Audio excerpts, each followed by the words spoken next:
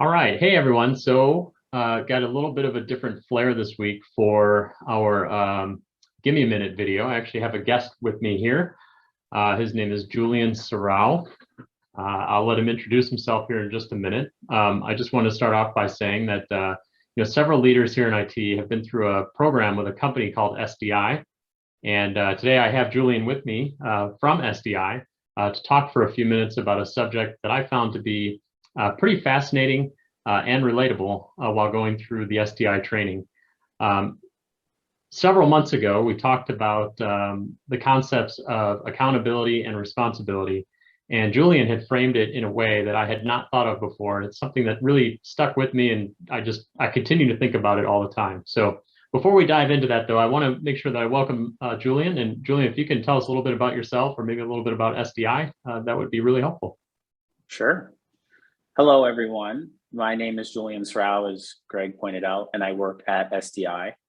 I've been working with MSI for probably about 2 years now, and I know SDI as an organization has been working with MSI quite a bit longer than that. And I'm excited to have this conversation here today as a guest with you all. Cool, thanks, and glad you're here. So you introduced me to what we're about to present.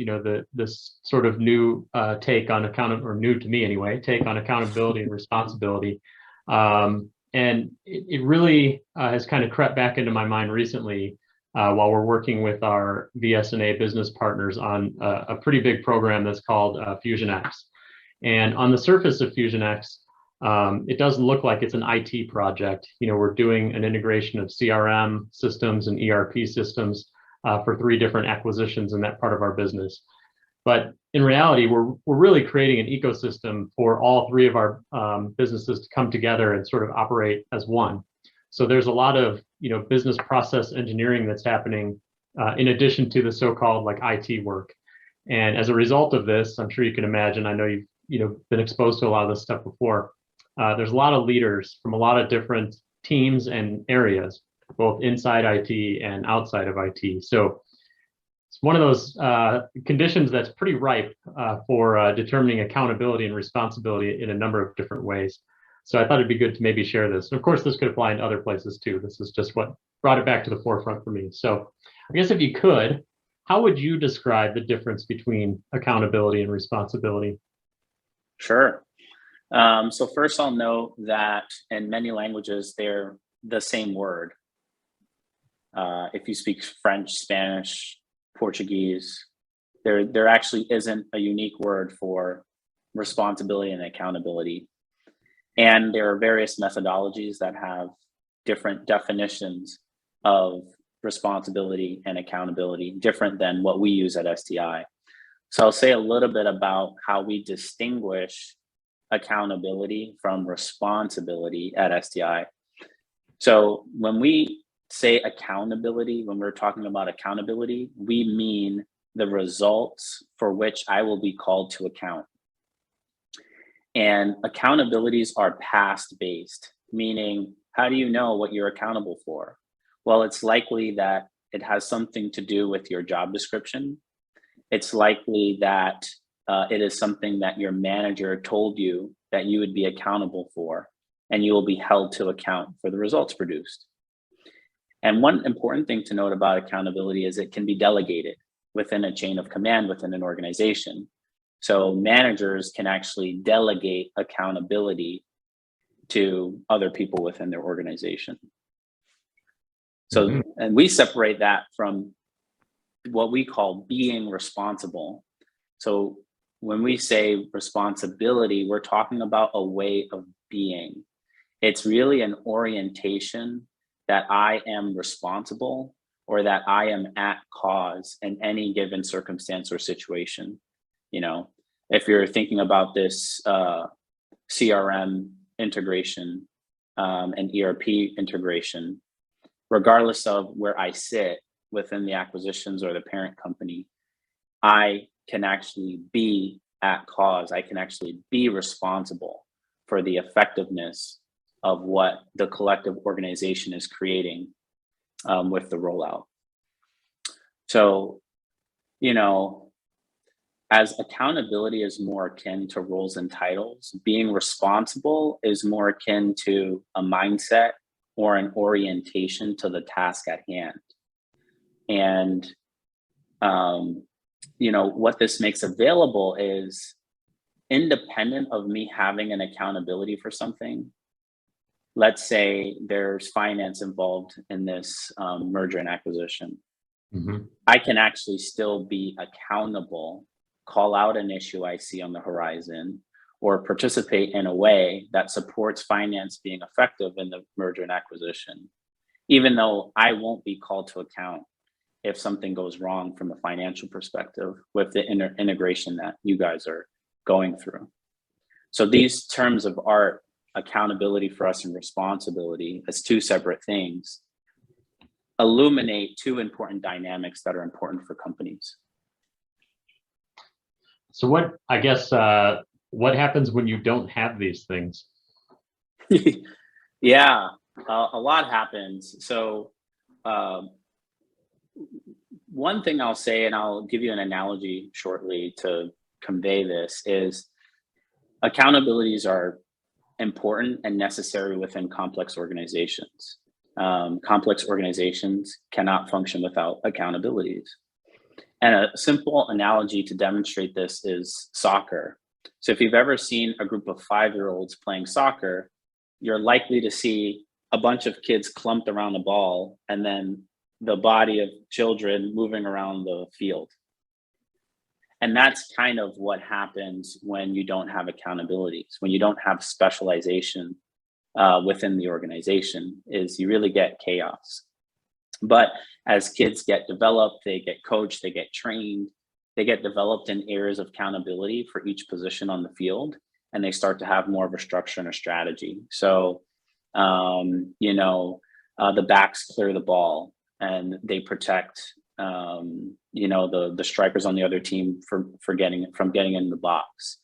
The goalie organizes the defense and prevents shots from entering the goal. Those are all accountabilities. The goalie has a specific role that they're accountable for that's distinct from the other members of the team.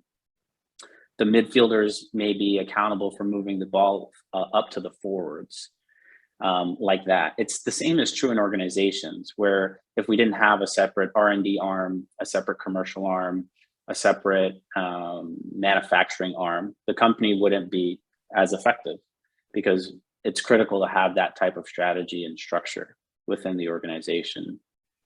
So that's what accountability looks like. And I'm going to pull up a slide now to demonstrate what happens when accountability is missing within an organization. Just give me 1 second. Yeah, sure. No, I think it would be helpful to see a visual of this, and also, give a good opportunity to kind of share, how the two are distinguished, I think, as well. Yeah, absolutely. Can you see my screen? Yes.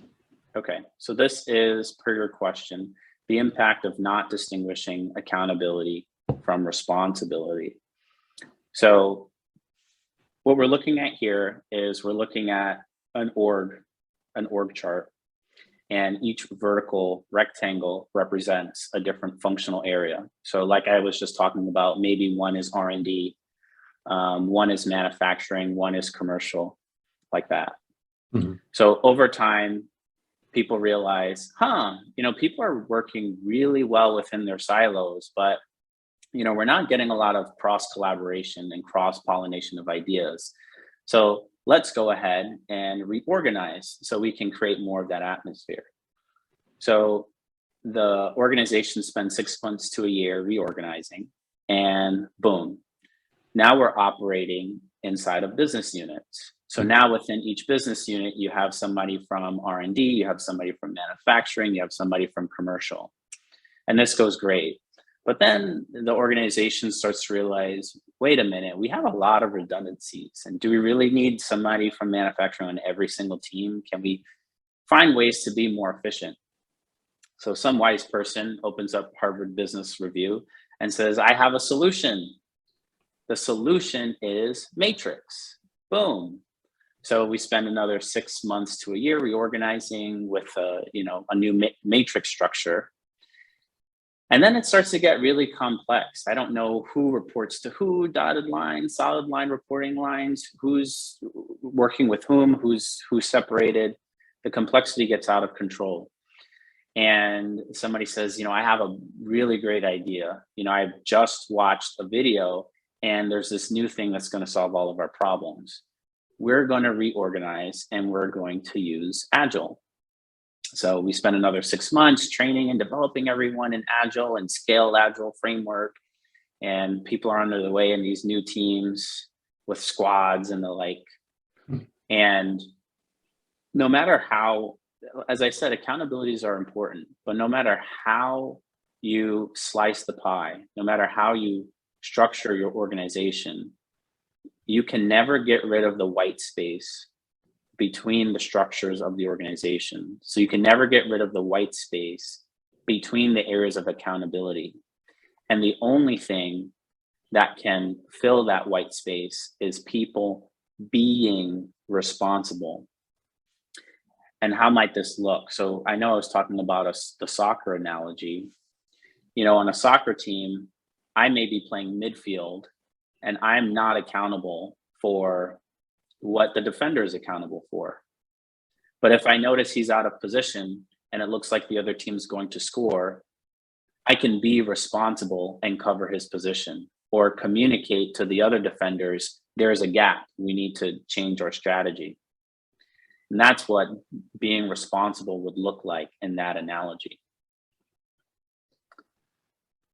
I think that's fantastic. And I think the thing that really stuck with me was, as I saw that the first time and you did sort of that build out, like there's always those white spaces in between. You can't build a structure that's a panacea for everything that's going to occur. At some point, something else has to take place.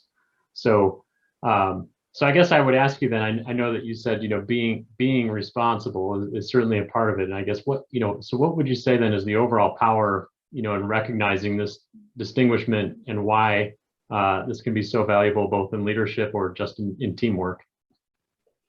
Yeah, what I would say is when you can come from being responsible, you have a plethora of possibilities in how to respond. You're not locked into one way of being or operating. So if I'm being responsible for something that's falling through the cracks of accountabilities, I could take it on and do it myself.